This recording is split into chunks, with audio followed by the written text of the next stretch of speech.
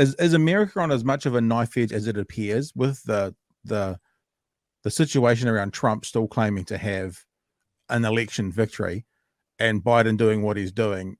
Do you have any fears for where America is today as a country and the direction it's heading in? America's done. You know, the fall of the Roman Empire, we're done. You know, it's a joke. It's a fucking joke.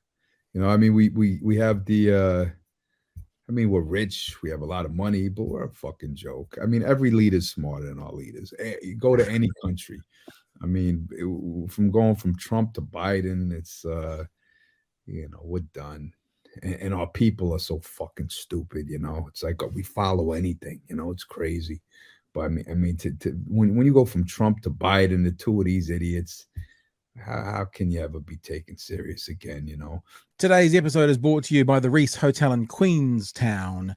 Now is the time to book your 5-star hotel stay at the Reese Hotel in Queenstown, proudly New Zealand owned and operated, with stunning lake and mountain views, courtesy town shuttles, a private beach and jetty access, and staff that'll blow your socks off with their impeccable service. It's definitely not your average weekend getaway. Guests can experience the talents of Chef Corey Hume at True South Dining Room for some exquisite locally sourced produce, or their lobby bar with the award-winning wine cellar bursting with local and international vintages, or simply work your way through their cocktail list. Perhaps if the mood strikes, break out the in-house Bentley Continental for a quick lakeside spin or an airport pickup with a difference. The video you're seeing now, I took over the weekend with my stay up there. This is the view from one of their balconies. While all the rooms come with balconies and heaps of space to enjoy these views, now is the time to book your weekend getaway with a special discounted price. Book now via the hotel website. That's the Reese, THEREES.co.nz. Use the promo code COVID-19, one word, to receive a special offer of 10% off any accommodation. That's thereese.co.nz and use the promo code COVID-19 for your getaway.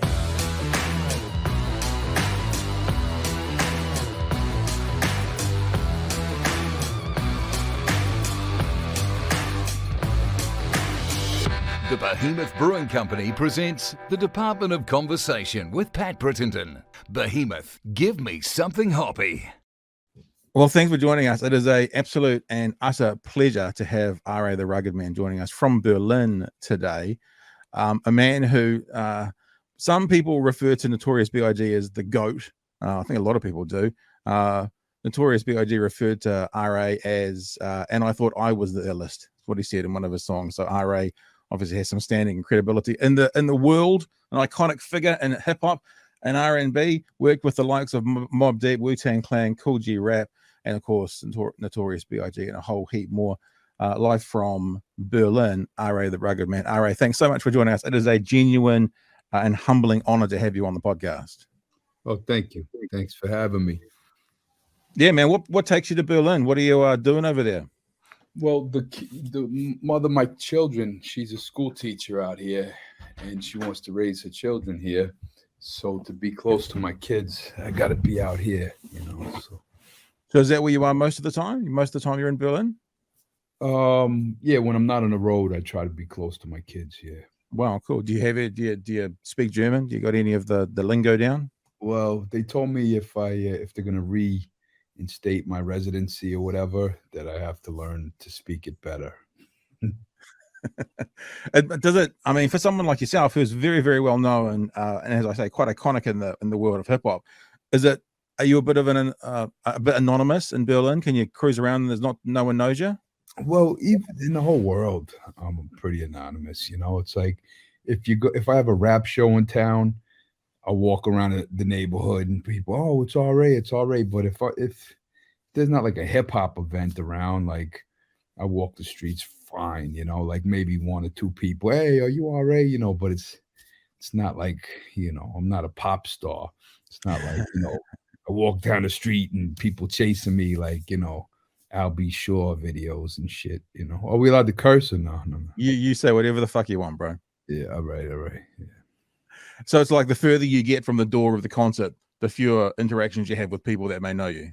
Yeah, you get a few people a day, like you'd be out at a restaurant with your kids and they'll be like, "Are you? Yeah, yeah, yeah." Or in the airport, "Hey, are you? Yeah, yeah." But it's not like, you're not swarmed, it's a very hip hop community, It's like you hang out with icons and stuff and you walk to the store, a lot of times they don't even know who they are, It's like I'm shooting a video with Master Ace years back and, people don't recognize Brother Ali, they don't recognize you too much, the regular people, unless you're a super pop star, Drake or something. Yeah, yeah, yeah. I have to say also, happy belated birthday. You had a birthday just a couple of days ago. Yeah, yesterday. Mhm. What do you give RA for his birthday? What kind of presents does RA get? Well, I told the fans just to post the videos, post the songs, keep promoting the music. That's the gift I want. Is just people pushing because we're an independent situation. So just keep pushing the music, getting the word out, spreading the word. RA the Rugged Man is, dope. He's a great artist. If you don't know who he is, you need to know him. Just push the music for me. So. And I have to say, I'm we're almost the same age. I think I'm a year older than you, but I grew up in the 80s, and from here in New Zealand, found rap fairly early on. First album I ever bought was "Licensed to Ill" by the Beastie Boys. Okay, Um, 86. yeah, still have somewhere in the house original vinyl of NWA straight out of Compton, which here in New Zealand had to be an American import because no labels would bring it in. So it was like a I, it's funny. It's an album I never liked. You didn't like it? It Yeah, was one of my big introductions to the world. Yeah, I think it had like 2, 3 good songs. I was not a fan of it. I actually gave the tape away when it was new. Like I said, all right, I'll check it out. But I had like real spitters like Kane and Kool G Rap and Rakim and like the dopest spitters. And then I got this NWA tape. I was like, oh, I'm not really feeling these guys. And then I gave the tape. There was like, who liked NWA in Long Island was like the kind of like the heavy metal kids, like the real. cursed a lot. They said terrible, they said foul shit, so it was more like that. But a lot of the hip hop kids that I knew, we wasn't really NWA fans so much back then, So. Do you think NWA did anything for the genre? Did they do anything to help break it through and make it more well known, or were they really outliers even within the genre itself? I think as far as like gangster and cursing and stuff, but they didn't even create gangster rap. We know that as well. That was the East Coast thing. That was, Schoolie D and Just Ice and Ice T and Ice T's the one that kind of made the West Coast gangster sound and NWA kind of was more like commercial. They were able to make it more with MTV Raps. They started getting played on MTV Raps and all of this stuff and and their sound was really, on the EP, the N Words for Life EP, the mixes were really coming, like they were stepping up their production but Straight Outta Compton to me was kind of like, the production sounded like kind of like the Bomb Squad was already doing, I wasn't, like I said, and it's not hate. That's the problem with today's era. If you something's not for you or not if you didn't relate, it wasn't for you, it's a hater or this and that. I'm not, anybody who loves it and thinks it's classic, I'm not saying, oh, you're wrong, I'm just saying my experience with it, so. Do you think, as you're describing it and talking about the production values and how it sounded, do you think part of that is to do with who was producers and who was their manager and who was behind it was maybe a different group than say who were behind you guys on the East Coast? No. East Coast. Here's the problem too: is what they always do is they always go, "Oh, you only feel that because you're from the East." No, it's not true, because East Coast dominated. They were the masters. They were the chefs. They were the ones who created it. Yeah. So it took years for the other coasts to get up to speed.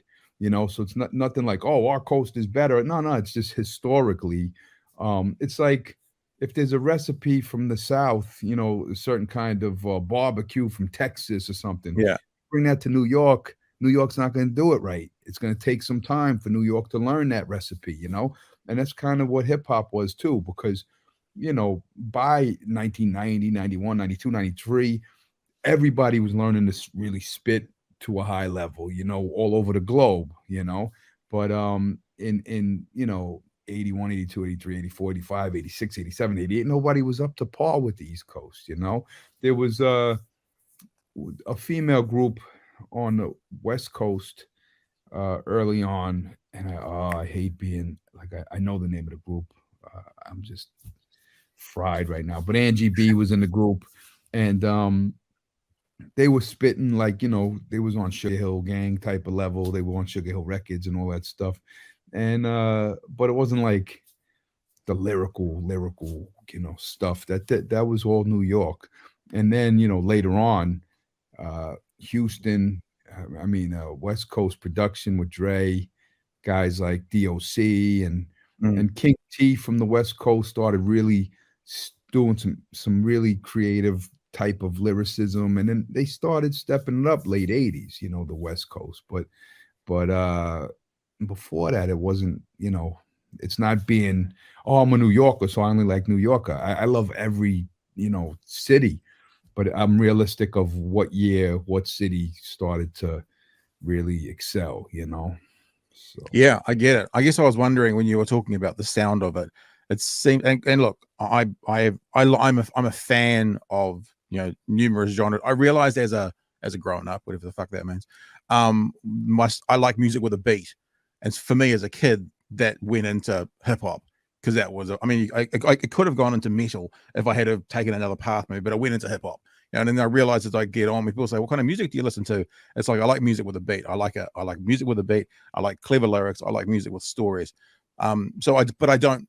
You know, you're the expert. You are literally the icon in this conversation. But I guess but you know what?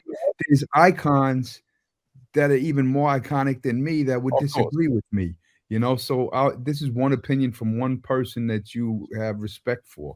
So you could disagree with me. You know, I believe the first person on the East Coast, Long Island, that I remember liking the NWA straight out of Compton, I think Chuck D, who was one of the most iconic ever. I think he was really giving props to NWA, you know. So it's not like just because I said it, you know, I'm just one person with one opinion. But you know, that's what music is. That's what art is, you know. So what I was wondering is, you're talking about the East Coast, like New York, that area, for it to be let's say the birthing place, and then it grows and spreads around the country and around the world. That means probably in your neighborhood, in your neck of the woods, all the guys who were you know, the grassroots people who are starting it, you know, after doing it for 4 or 5 years, were then the producers. So they were there from day one. They were then the producer. I wonder if over on the East Coast, that when it became popular, as they started to more get into it, and the people who started producing, maybe working in the studios, maybe the same guys who were working in the studios for the rock bands or the metal bands, and they didn't come up with the grassroots. They weren't hip hop people their whole lives. You know what I mean? I just wonder if that had an influence on the sound coming out of the East versus what was in the West. Yeah, it could be that. I also think, like, if you're in a kitchen with the best chefs, it's easier for you to get better at cooking, cooking it up, you know? So if, you know, you're not in that neighborhood and you're not, you know, sitting in the studio with all these people who are innovative, and you're starting from scratch in your neighborhood, you know, it's going to be a little harder for you. So that's all. And you have to make it happen. You've got no one else to rely on.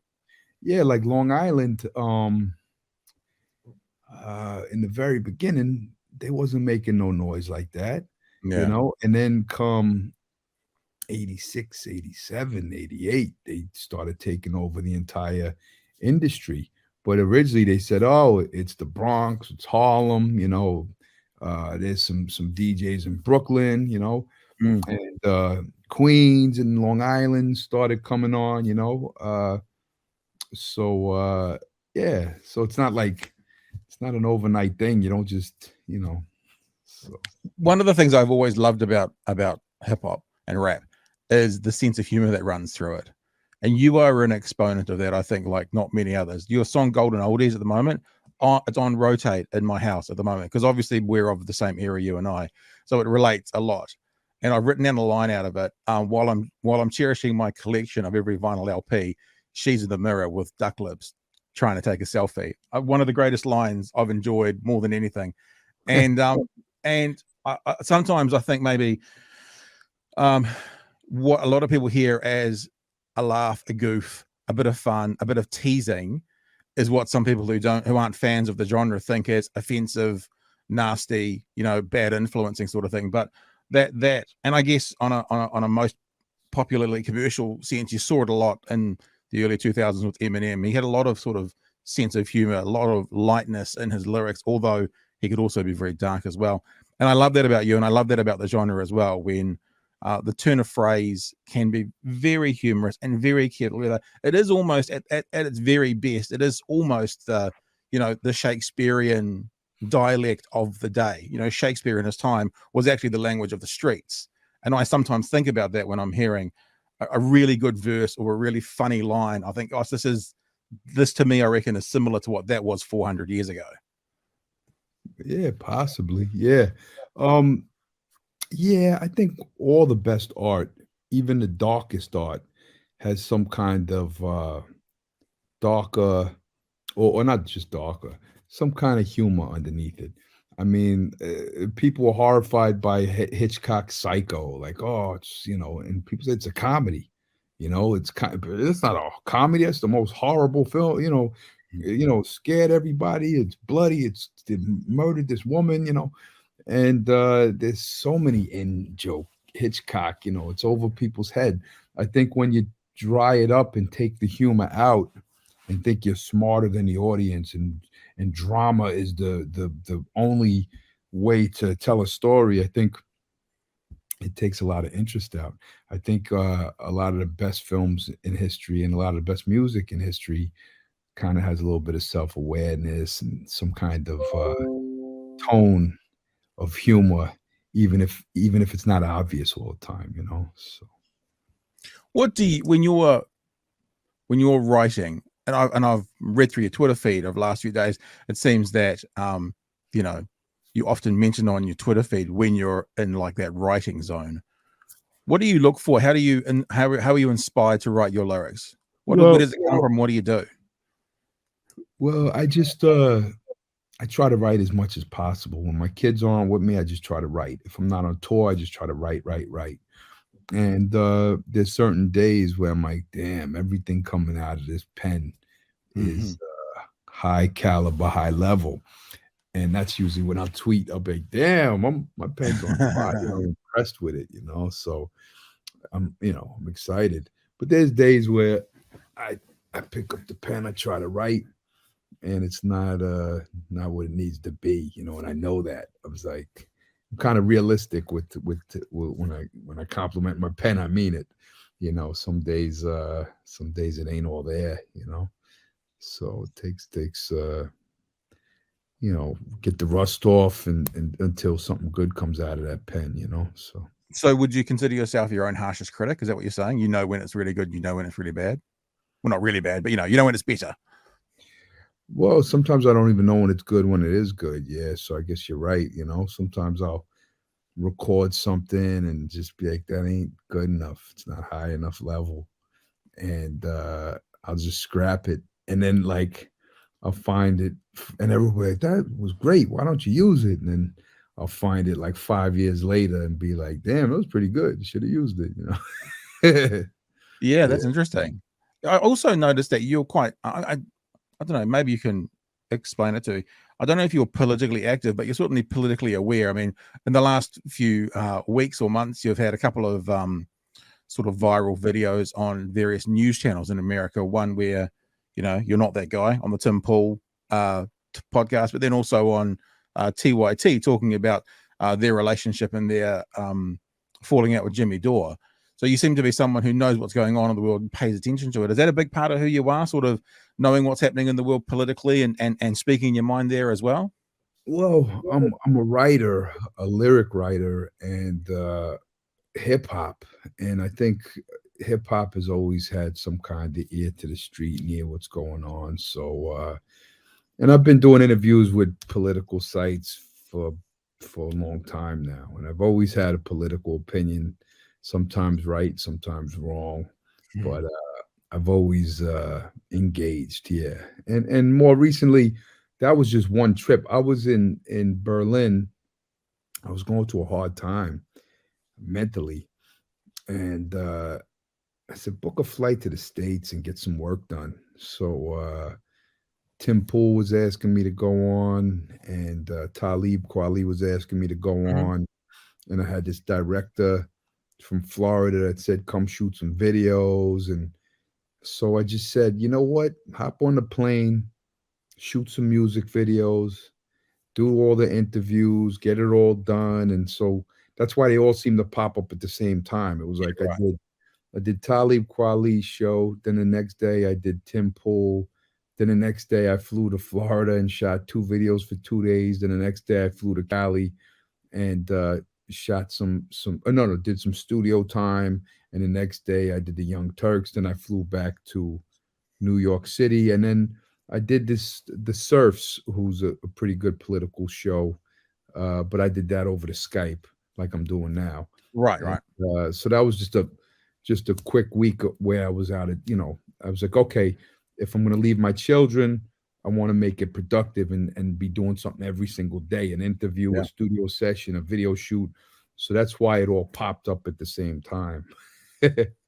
Yeah, no, it's really fascinating, and it's fascinating seeing your passion in some of those areas. Obviously, you seem to have uh, quite a strong opinion for the right reasons on police shootings at the moment. That seems to be something that's heavily on your mind. Do you typically have these thoughts in your head and they come out in the interviews? Are you someone who, like at election time, will get behind a candidate and speak out as to what you think is going on? No, well, what happened with the police shootings is, uh, I just, you see what's going on. It's like it's a split in the middle thing where like you see people who don't really give a shit that cops are Mm. killing people. They like lick cop dicks all day. They're bootlicking motherfuckers. And then, and then you see the other side who say, hey, this shit gotta stop. It's like black and white. So when you see people bootlicking cops and they should have just, corresponded correctly with the police, you know that they're a piece of shit. It's pretty easy.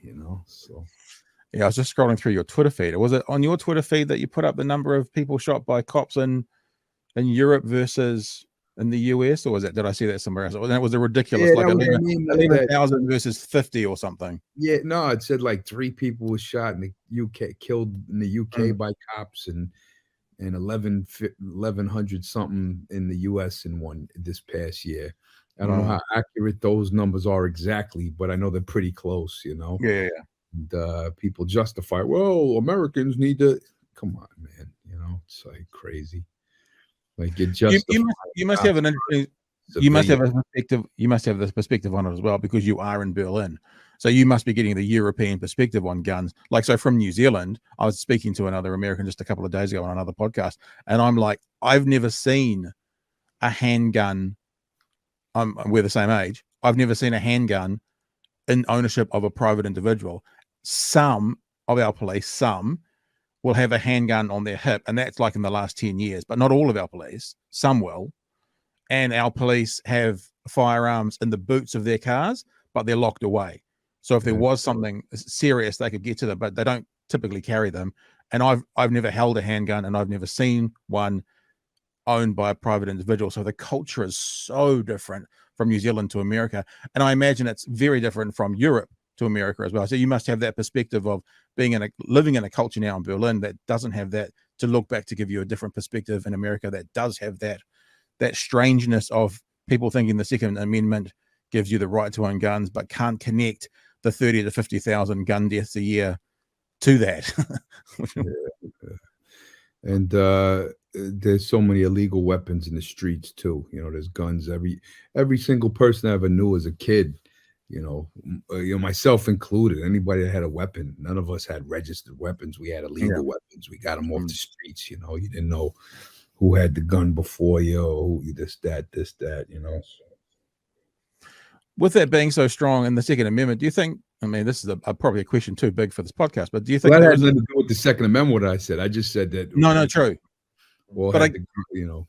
But I guess a lot of the people would lean back on that. Maybe not, obviously not the illegal guns. So let's change that question to say within the gun culture in America being so big. Do you think there's a solution to things like police shootings and gun violence in America? What do you mean? What are you asking Well, me? what does America? What do you do? What do you do to improve? Well, the main thing that people are complaining about in America is the unarmed men being murdered. Right. The police brutality, unnecessary police brutality. We're not talking about, oh, a cop, there's a gun in a cop's face and he's about to die and he get no, we're talking about that. We're talking about unarmed men being brutalized and murdered by police, by bully ass, ego, God complex, pig motherfuckers. It's a big difference, you know. So yeah, of course, if there's a gunfight and people pulling out guns and shooting at cops, okay, yeah, nobody's like, how dare you shoot that guy that shot at a cop? Nobody ever said that ever. Yeah. Ever. It's all the problems is when, hey, officer, I'm not doing anything. Hey, and they handcuff you, throw you in the car for no reason, illegally. You know, it's like those are the problems. You know, so. And do you think that flows through the police in general? Because I think again on your Twitter feed, you put up a post of someone else who had the police come to their house to try and help them and kick the shit out of their dog. Yeah. So that's a culture. I don't even know if that the headline was accurate. I think it was something about a dog that actually happened, but I just posted the footage where a cop shows up and kicks the fuck out of a dog, and people were still defending it.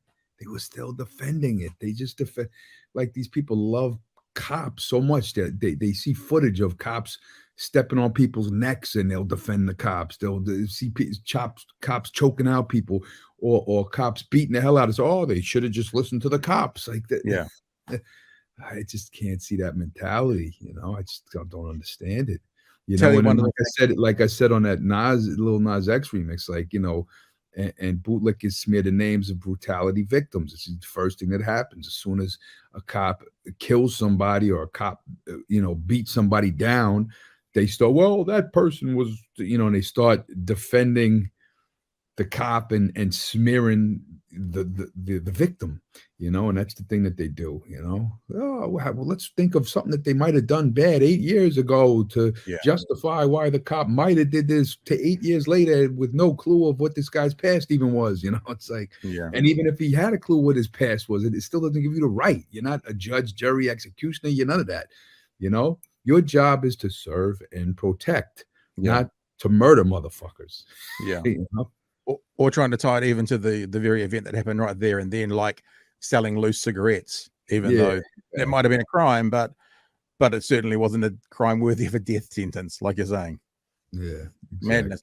I'll tell you something that I like watching at the moment, and it's quite it's nowhere near the serious. Like I didn't mean to go, but just the other day there was one where some psychopath was beating up people in the store with a bike chain.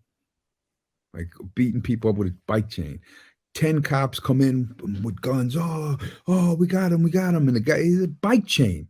And the guy's a piece of garbage. He should have got his ass kicked. He should have been locked up. He should have been thrown in a cage. Okay. But they just start, hey, oh, you beat up the lady. They start shooting off in the middle of the fucking store like nothing. And they kill him. But then there's a 13-year-old girl in the dressing room and they murder a little fucking girl. Oh, seriously? You know, because the gun had the guy didn't have a gun, and there's 10 of you with guns. You can't run up on him, tackle the motherfucker, you know. But no, the first thing is shoot first, ask questions later. Now there's a little dead girl, you know. But that's how American police are trained, you know. Pull your gun out, shoot, you know, shoot an unarmed man. Yeah, and they go, and then when you critique this, they go, so it's the cop's fault because he was beating up a woman with a chain or something. Like, yo, do you hear what you're saying? They murdered a 13-year-old girl. Like, yes, it is their fault. They were that cowardice where they couldn't surround. They all have weapons, highly militarized police force. Run up on a guy. They have him surrounded. They can't. So their first instinct is to take his life rather than, okay, save the woman, jump the motherfucker, handcuff him, boom. No, their first thing is like, let's murder him, and then they kill a little girl, innocent little girl's dead for forever. Mother lost her child, you know. And there was a similar story around the George Floyd time. I forget her name, which embarrasses me, but about the police shooting into a apartment and killing a woman. Breonna Taylor, Breonna Taylor. The thing that's, I mean, look, I'm the wrong person to have this conversation with any kind of authority because it's not my culture, it's not my country. But the thing that seems even stranger about that today is it would appear to me that, because I watch a lot of video on YouTube, and there's a thing I like to watch called First Amendment audits, which are people basically telling the cops, we are going to stand here and do this in our rights. It's an interesting pushback. It's nothing to do with the violence, but they all seem to also be carrying tasers. So a taser can hit you from 10 feet away. So that seems even stranger that they need to go in guns blazing now when the 10 of them three of them could hit the person with a taser and take them down very easily. Yeah, very easily. Yeah. No, it's a well, as I said, I'm not the authority to talk to about that, but the rest of the world looks to America and sees some of these things, and it's really interesting having your perspective on it from the inside looking out, because the hip hop culture, if that's the correct word, culture, the hip hop world is blamed might be the wrong word, is identified as being a part of that gun culture as well. Do you think that's true and fair? Does that play a part in the whole thing? Well, hip hop is just as much of a gun culture as Tarantino movies are. You know, it's the same thing. Scorsese movies. It's like, don't blame the Italian guy that made a movie with gun violence everywhere. You know, so it's always what they do. They blame the arts. They blame violent video games since forever. You know, they blame rock music, rap music. You know, violence comes from art. You know, they've been doing that from the beginning of time. Movies, they're gonna blame something, but violence existed. You know, murdering and existed since the beginning of time. Like before there was video games, before there was TV, before there was murders in the streets. There was people gunning each other down before rap music, before anything they want to try to blame it on. It all existed, you know. So I mean, that's the oldest trick. They've been doing it forever.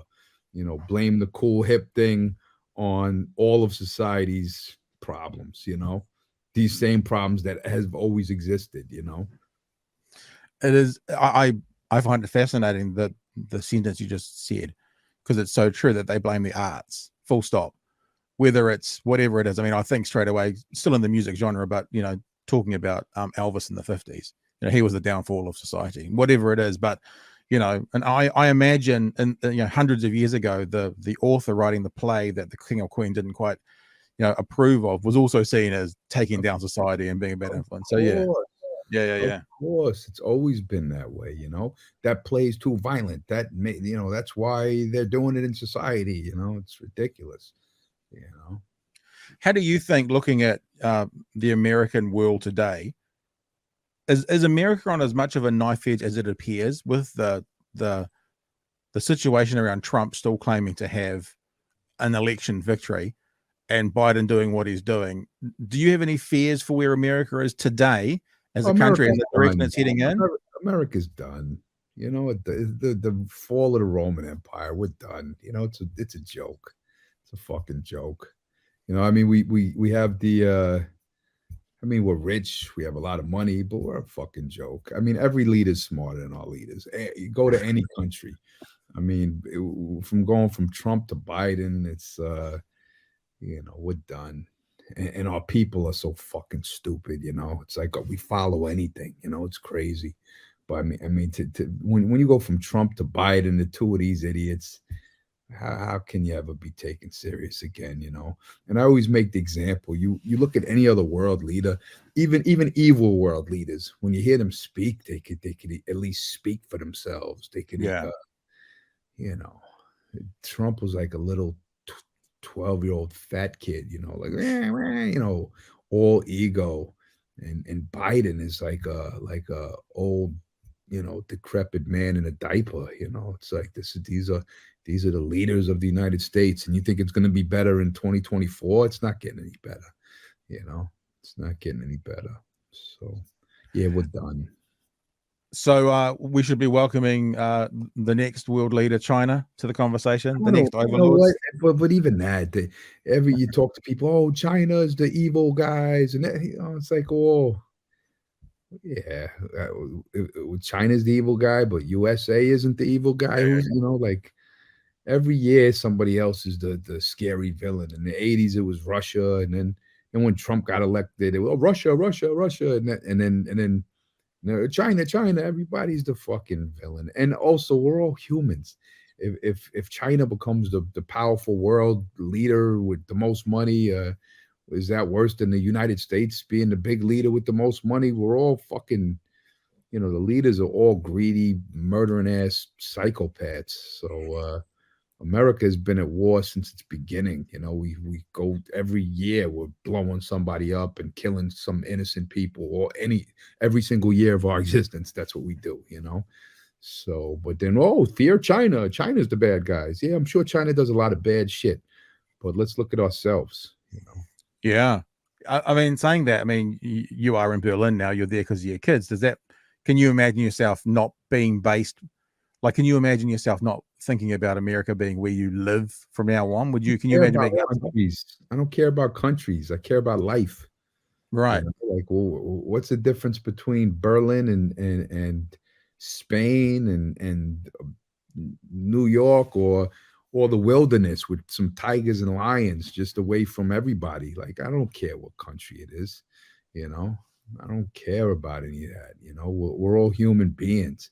So are we supposed to pretend because we were born at this one place that we're better people than someone that was born in another place? Are we better people than people born in Sweden? Are we better people than people born in Brazil or Africa or Iraq? Or are we better people? These little babies are born.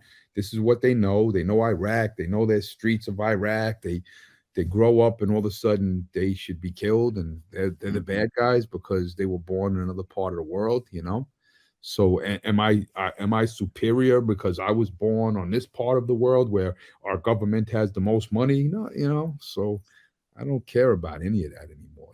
It's like the patriotism thing. I grew up in that era.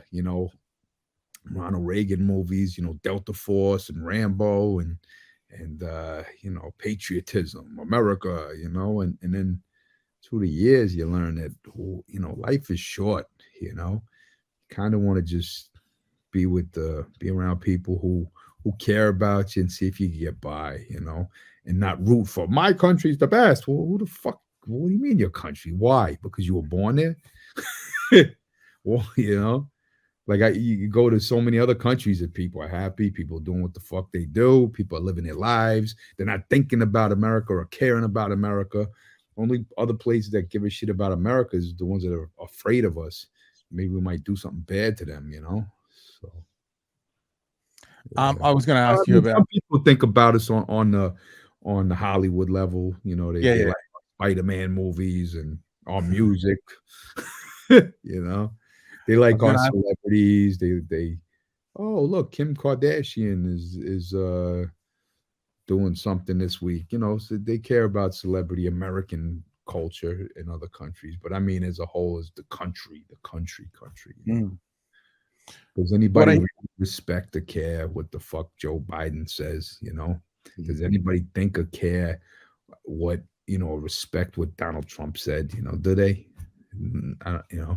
Who's like, wow, what an intellectual person? These people, Yeah. I hear you talking about living life and being around the people you love, and I'm going to show a little bit of your Twitter feed now. This is one of the coolest videos, cutest videos I've seen for a very long time. Happy New Year from the Thorburns.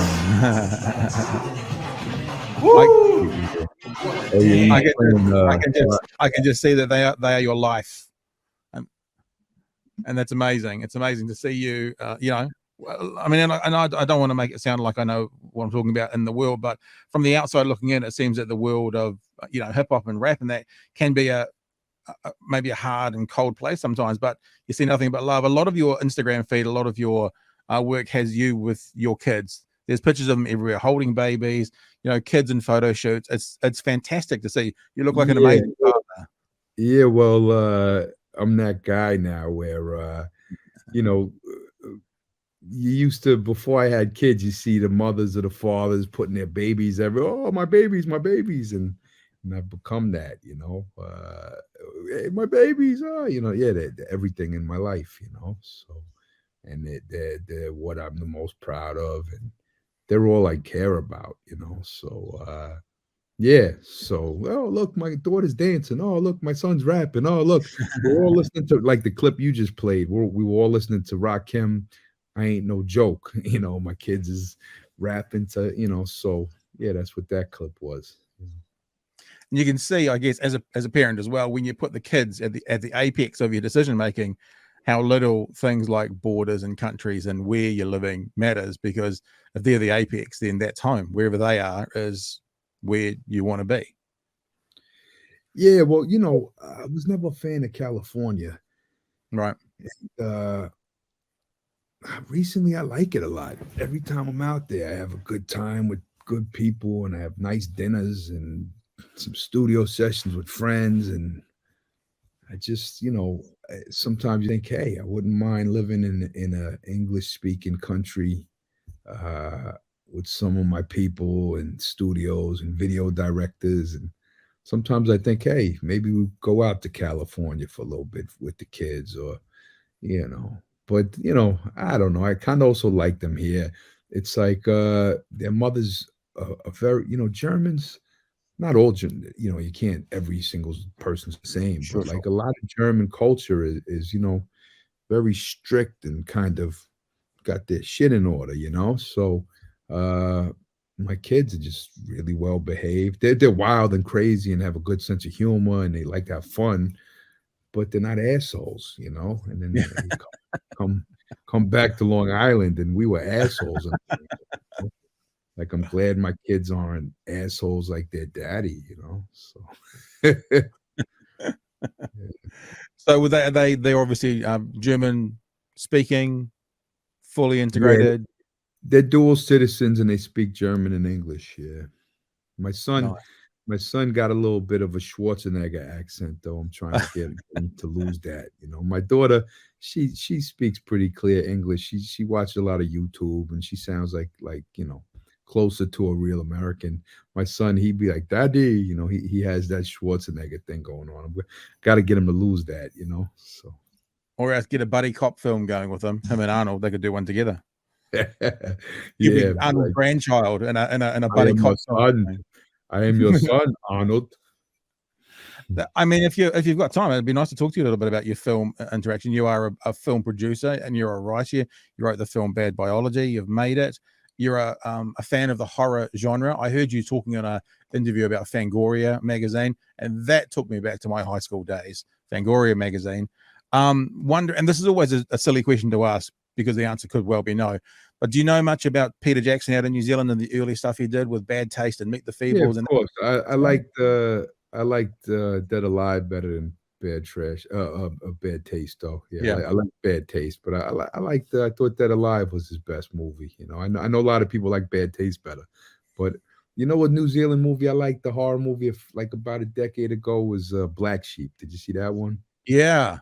Yeah, that was fun. It's pretty fun, and that seems to have that kind of. I mean, those early stuff, especially from Jackson.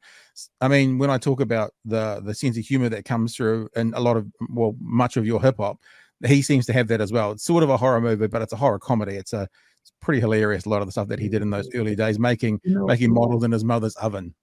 yeah, I wasn't a fan of any of his big movies. I wasn't a fan of the Lord of the Rings movies. I went to the theater to see the first one. It just wasn't for me. King Kong, I really disliked it. I thought 3 hours for King Kong. What the fuck do you need 3 hours to tell King Kong? Like the original King Kong is so compact and ba boom, ba boom, ba boom, ba boom. Next, next, next, next, next. Now they're doing boom, boom, boom. It's just action packed, tight. You could play it for the kids. You could play it for adults. That was the original King Kong because it was just everything moved perfectly. And then how can you take that story? It's a simple story. And he made it like 3 hours. And I was just like, well, I can't deal with this one. So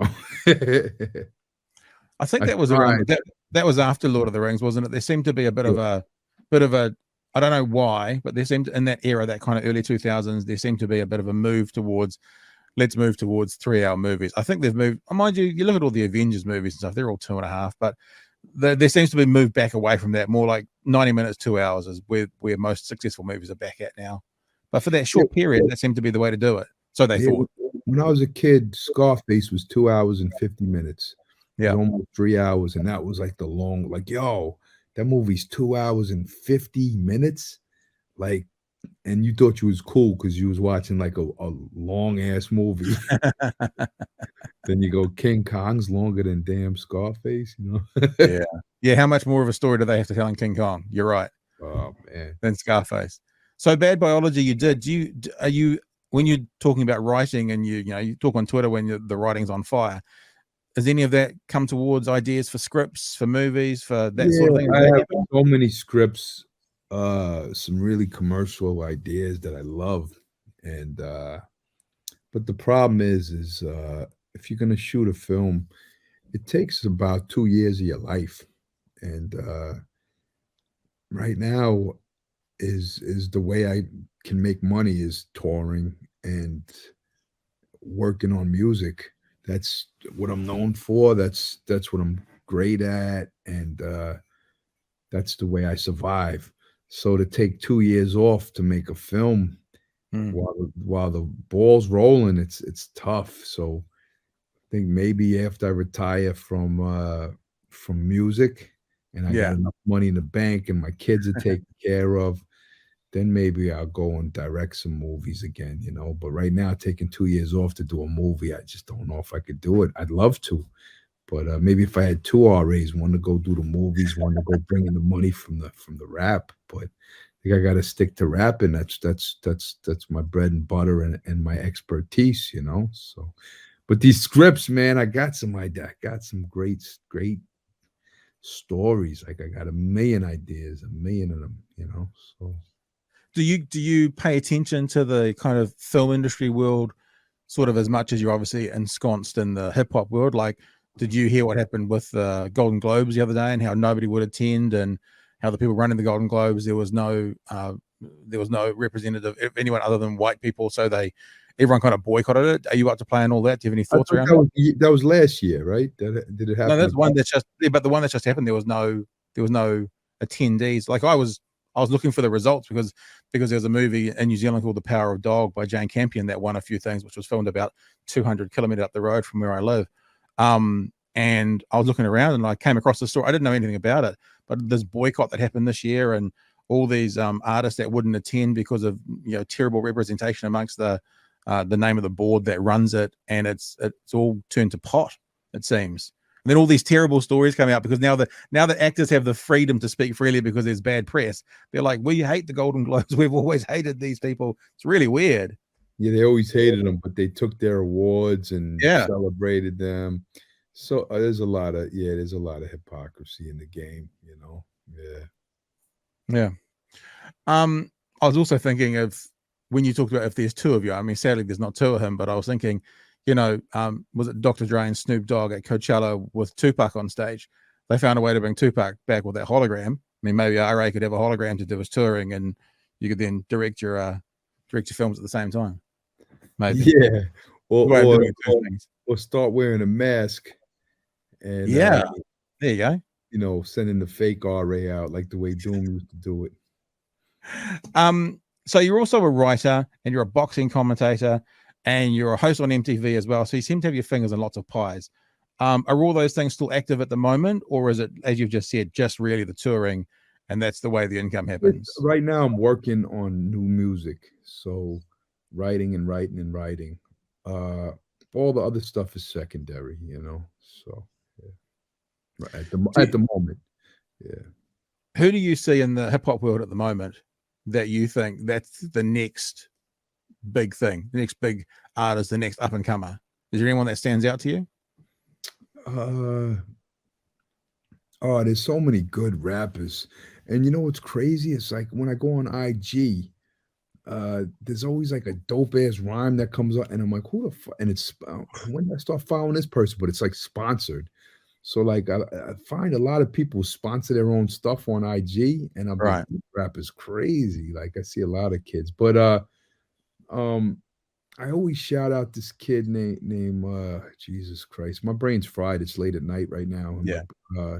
Justin Jesus, I forgot his name, but he's really dope.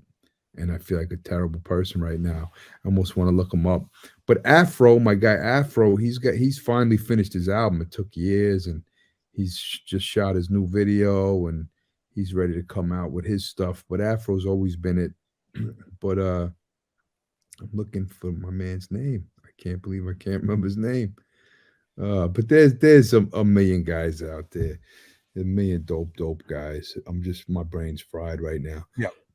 Yeah, and because of that, let's wrap up, because I don't want to push you any more than you need to, and we really appreciate good. your time. I didn't mean to get that the dry spot where my brain froze, but it's all good. We don't got to wrap it. I got you. You got me here, but unless you want to wrap, it's all good. I get though. I mean, like I was gonna make sure we definitely show people. Let me just bring up your website so people can see if they want to find out more about you and want to find out more about what's going on with you. ratheruggedman.net. With your touring at the moment, touring around Europe, touring around America, have you done much touring around the rest of the world? Have you ever done and played kind of Oceania, Australia, New Zealand, that sort of area? Are there any plans to come this way? Yeah, I can't wait to do Australia again. I love Australia. I love New Zealand. I like the energy there, but everything was really super strict over there. Everybody was locked in their houses for like the 2 years, right? So it's like, not quite the 2 years, but yeah, but people coming into New Zealand at the moment have to go into, I don't know, if you're watching Fox News, they call them concentration camps. If you're talking to anyone else, it's a 5-star hotel for 10 days, so you do it as you will. Laura Ingram talked about us being a hellhole because we put people in 5-star hotels for 2 weeks to keep COVID out of the community. But so be it. But yeah, we've had tours through. I mean, there's a UK comedian called Russell Howard, another one called Bill Bailey, who came through, did 2 weeks in isolation, and then did 20 gig tours around the country. So we are having acts coming through, various musical acts. Musical acts are a bit more difficult because often they come with quite a entourage and a number of people. But we have had artists coming through, and you can do it. But yes, it is far more difficult than going into just a country that's borders are open, certainly. Yeah, I knew a girl in Australia who like wasn't allowed to go drive 1 mile to her mom's house, and they needed permission to leave their house. It sounded like insanity to me. It didn't sound too much like just Fox News. It sounded like pretty crazy. Yeah. Well, Australia seems a bit stranger because they had 100,000 cases yesterday, which Australia is probably 25 million people, so it's only not even 1/10 the size of America. So it's the equivalent of 1 million in America, which is huge. Yet they've still got isolation, whereas we in New Zealand have got 30 cases a day because of this isolation. So it's working here. Yeah. It doesn't seem to be working in Australia. So I sort of agree with you about Australia, even though we're doing a similar thing, because it's not working there, but it seems to be like after the first initial COVID kicked in last year, New Zealand lived about 14 months without COVID in the country at all. So we were going to rugby games and, concerts and all sorts of stuff were going on at all. Then when Delta kicked in, it became a bit more difficult and some cases got back in. And then when Omicron's come in, they're being a bit more cautious. But I guess the difference between Australia and here is here it seems to be working. We're stopping it at the border. There's very few cases in the community. And most of us are living a pretty free life. Yeah, we've got masks on when we go to the supermarket and stuff, but most of us are living a pretty free life. So yeah, I'm interested in Australia as well, because even though it looks similar, isolation when you arrive, it feels more draconian than what we're doing here. But I could be wrong. I'm probably biased. Yeah, I'm not there. I'm not there to, I'm not really sure what's going on. But yeah. Hey, but listen, it's been an absolute blast. Honestly, when your manager or your management group came back and said that we could chat, I've been so excited. I've been talking about this for a couple of weeks now, and I'm so happy to have chatted to you because I love what you do. I love your work. And just to speak to someone who is so deep into the genre of music that I have loved since that first Beastie Boys album that I bought.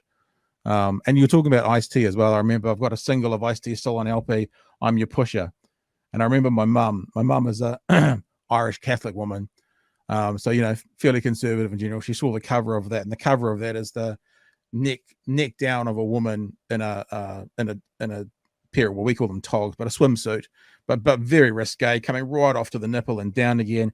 And my mum said to me, "What if that was your sister on that cover?" And I went, "Well, gosh, if that was my sister on the cover, she might know Ice-T." So I think that'd be pretty cool, actually, because I might be able to get a connection straight to Ice-T. So was it the cover? Which album? Power? Was it the I was Power? a single. It was a single. Oh, okay. Was it Darlene, his wife at the time?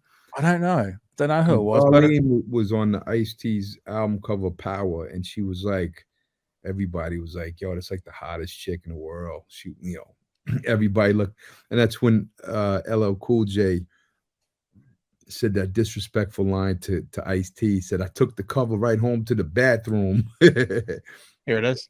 I found it. You tell me. I've just Googled it. I'll bring it up. That's the cover there. I imagine that's Darlene. Yeah. Can you see the Power cover? The girl with the gun right there. You see it says Power. Yeah. Yes. That one there. That's Darlene. That might be. I'm pretty sure it's the same woman in the picture, but I'm not sure. Yeah. But, so that's the single I had. My mum was pretty unimpressed, but I thought if that was my sister, maybe I'd be able to say hello to Ice-T, which would be kind of dope. Ice is one of the coolest guys that ever lived. There's not too many human beings cooler than Ice-T. He's one of the greatest, coolest guys you'll ever talk to. Yeah.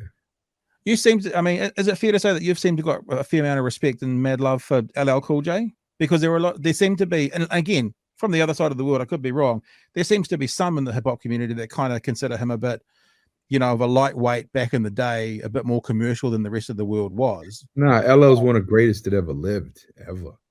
Yep. LL's one of the greatest that ever lived. It's not even a question.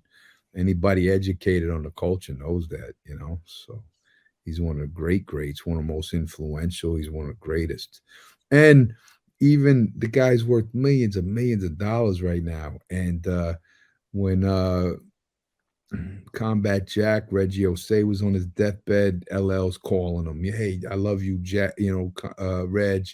When Kango Kid was on his deathbed, who went to go see him? LL is just all about hip hop and the community. And there's nobody that ever lived that's more hip hop than LL Cool J. There's nobody. LL Cool J is hip hop. That's hip hop. You don't get any more. LL said it on the song too. He said something like, something about these wannabe critics always got something to say, how I should have flipped some shit a different way, something. See, and in the last line of the paragraph, he said, "What the fuck you know about hip hop? I'm LL Cool J." I was like, can't argue with that. There's nobody ever that's more hip hop than LL. Wow. And look, let me be clear. I wasn't suggesting it was a lightweight. I was saying that there seemed to be a vibe amongst some that he was, because I love his stuff from back in the day as well. So that's cool. Going to happen when you have commercial success. There's going to be people say, "Oh, well, that's not hardcore like this," It's like, and LL has made some soft ass commercial records too, so he's made certified classics, some of the greatest music ever, but also he's made some crossover stuff that's borderline corny, where you go, "Oh, LL, I don't know about that one," but he's made some of the greatest music ever. So yeah. So I'd like to know, do you consider Mama Says Knock You Out in the corny field, or as in the greatest album ever? Because that's probably one of the songs, if you spoke to the world in general, what do you know about LL Cool J? That would be the song that most of them would bring out. Well, it depends what year, what age group, but that album, Mama Said Knock You Out, the album is a masterpiece. That was Marley Marl and LL in their primes, and it's a masterpiece. Every song on the album is great, and it's one of the best albums of that decade, so yeah. Man, some of the stories you've got, and look, we didn't talk a lot about the hip hop world because it's not my world to talk about. I did listen to some of the interview you did with Talib, and obviously you guys went deep together, and I guess that's his world and your world. But on a very lightweight scale, I can go, "Oh, I had this album, I like these guys," and yeah, it's just been such a pleasure to talk to you. And I will ask you one more question, seeing you said we can have a bit more time. because the rest of the world doesn't know what's been going on. And you were certainly, a New York rapper, and you were talking about how the West Coast and the East Coast. So the East Coast, I'm thinking about the America, and the West Coast had to catch up.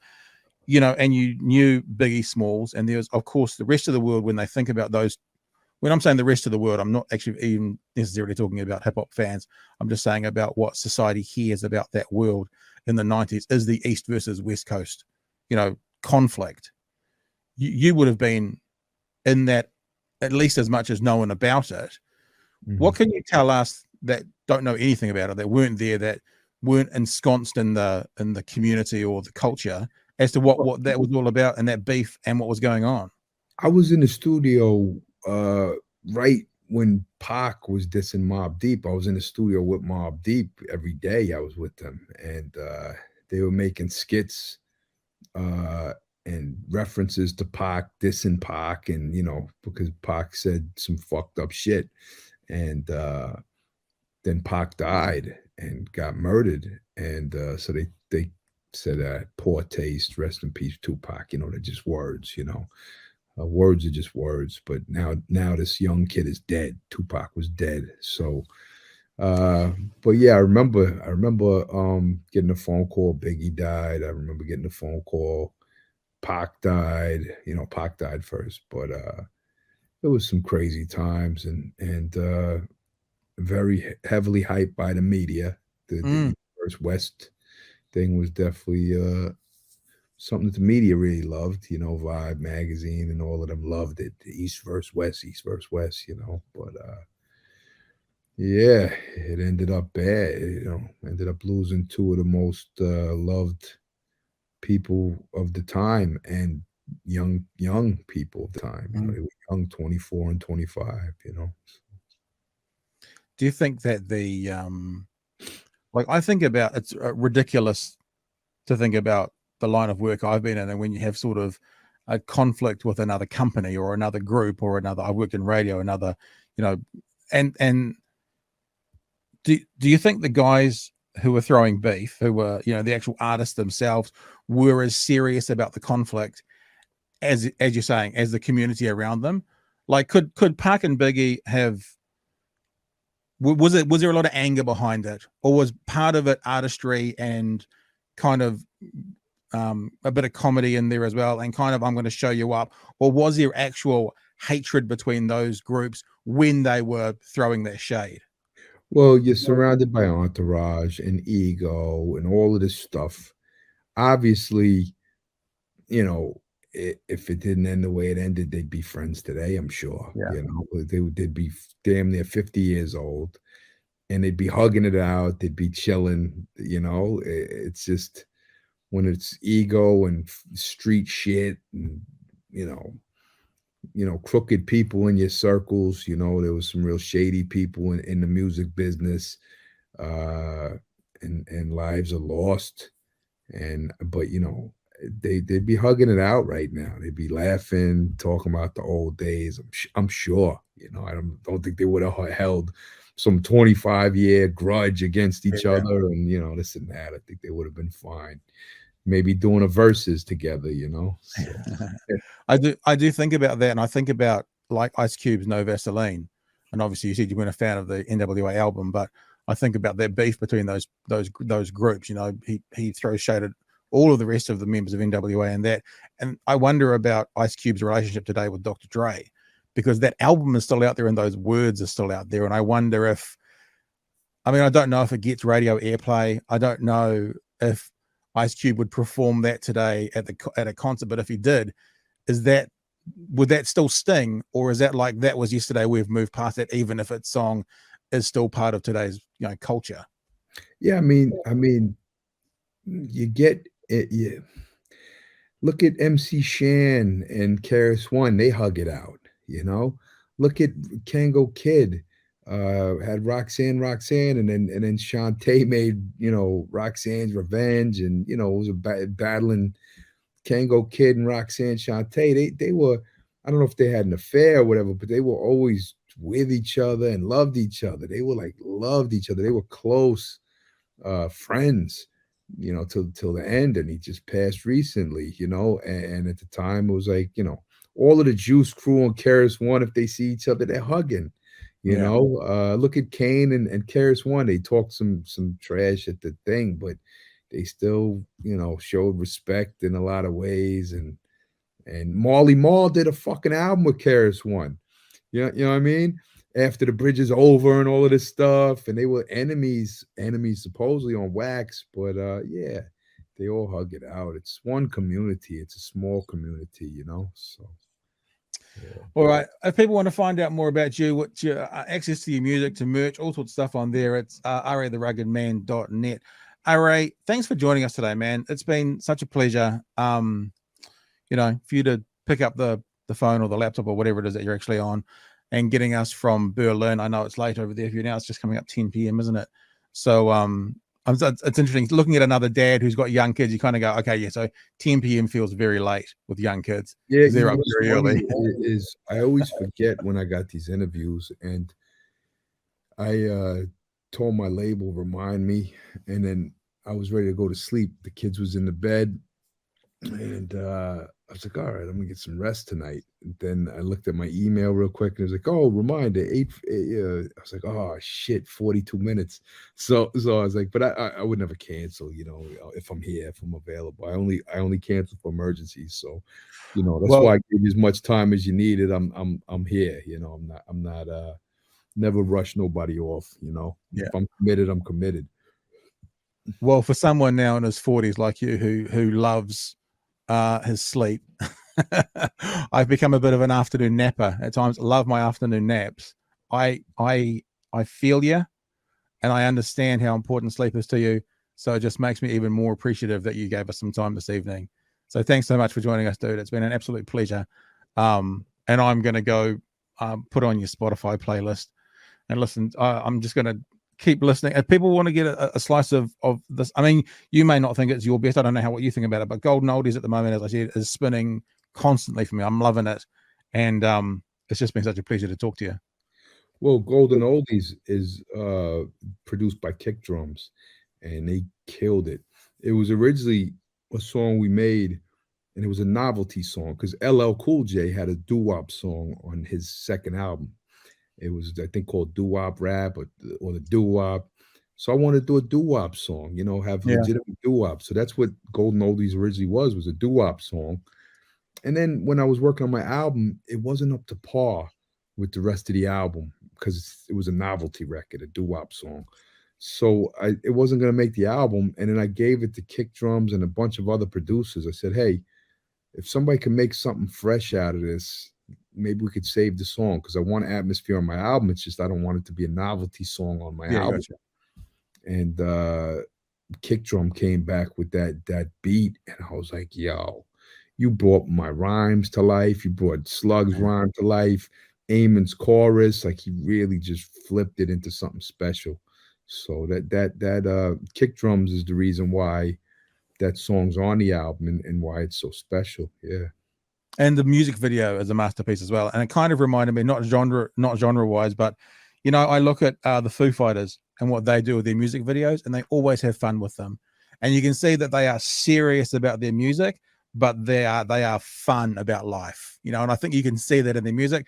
And as I said, not in a stylistic way, but I can see that in that music and a bunch of your music as well. As it's like serious as fuck about the music, but you know, also about having a good time and having a fun life. And it's beautiful to see. Yeah, and shout out to Ruby Modine, who stars in the Golden Oldies videos.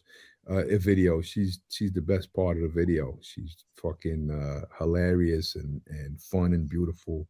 Ruby Modine, the star. She's an actress. She was in a lot of little movies out and TV, and she's really great. So, dude, it's been a pleasure. Have a good night's sleep, and thanks so much for joining us today. Peace, y'all.